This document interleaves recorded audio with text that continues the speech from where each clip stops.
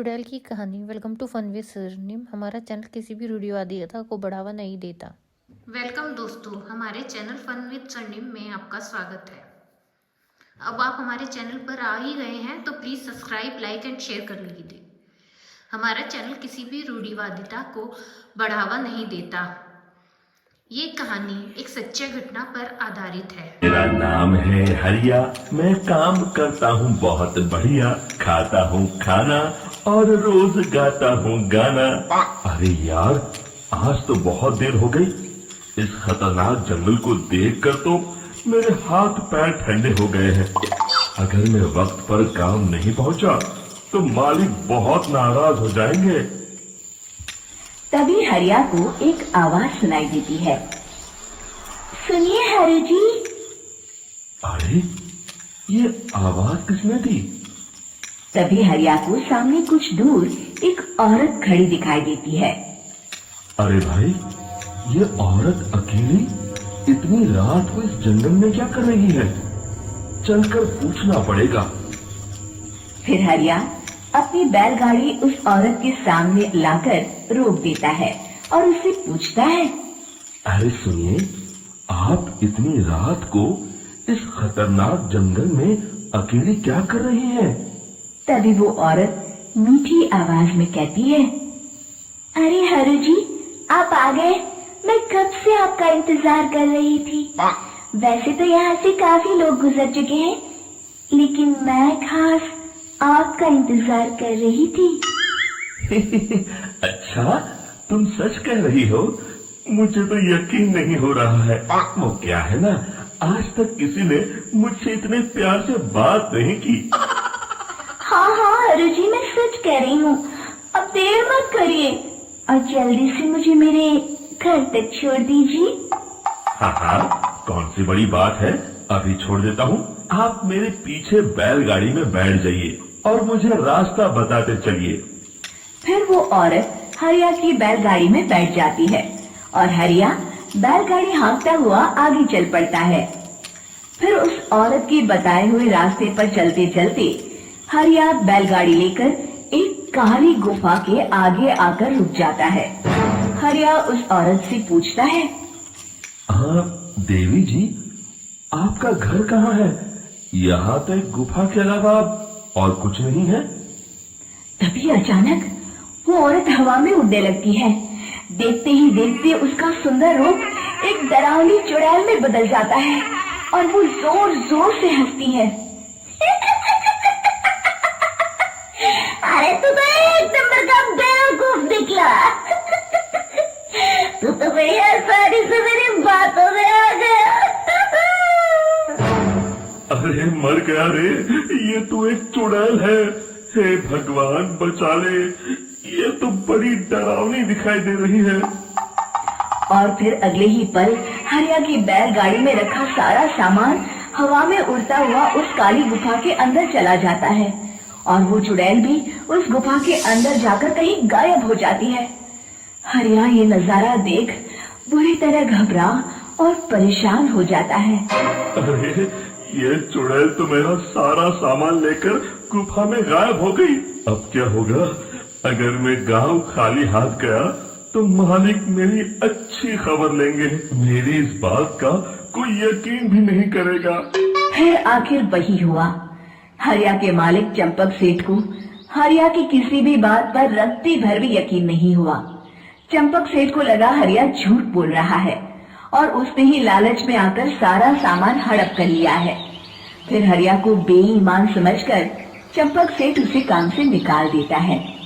अगले दिन अपनी दुकान में परेशान बैठा चंपक सेठ गुस्से में बड़बड़ाता है, अरे, दुकान में तो सामान बिल्कुल भी नहीं है।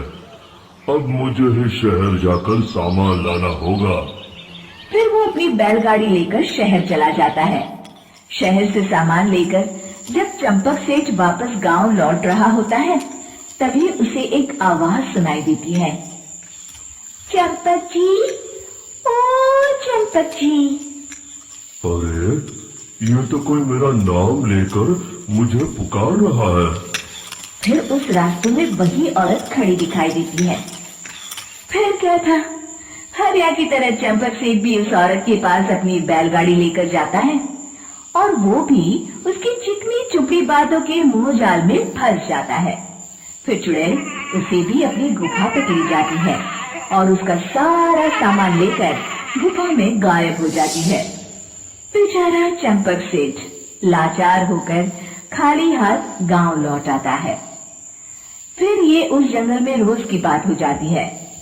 जो कोई भी शहर से कुछ लेकर गांव की तरफ लौटता, वो चुड़ैल उसे बेवकूफ बनाकर उसका सारा सामान लेकर गुफा में गायब हो जाती। एक दिन हरिया एक लकड़हारे को उसे जंगल की तरफ जाते हुए देखता है। फिर हरिया उसे रोकते हुए कहता है, अरे भाई, क्यों अपनी मौत को दावत दे रहे हो? मेरी बात मानो, आगे जंगल में मत जाओ, वहाँ एक बड़ी भयानक चुड़ैल रहती है। लकड़हारा हरिया की बातों को नजरअंदाज करते हुए कहता है, अरे भाई, मुझे पहले ही बहुत देर हो चुकी है, मुझे जाने दो भाई।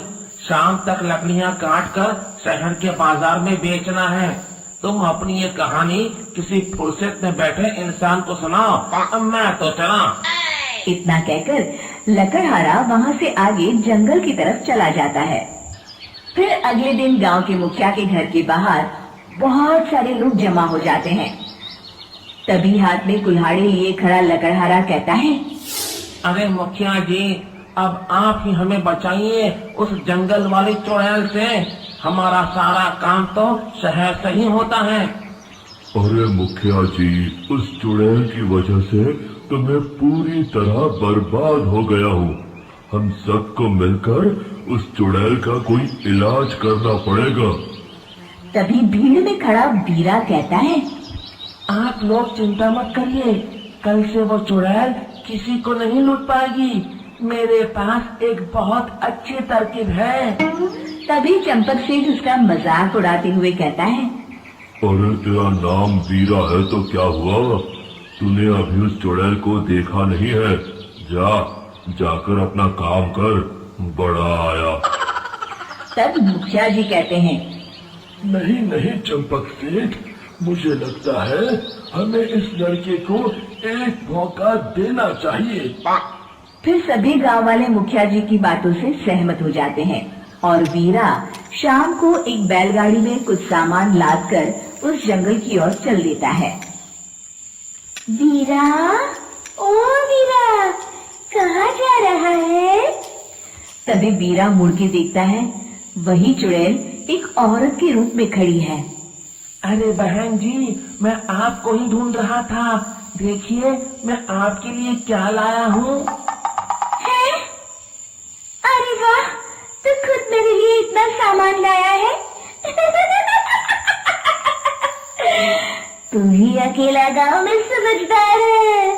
जरा देखो, मैं भी खोल के बड़े भूख लगी है।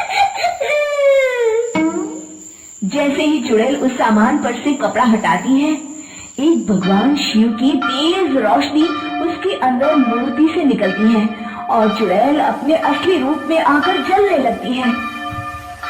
अरे मैं जल रही हूँ, बचाओ! बचाओ!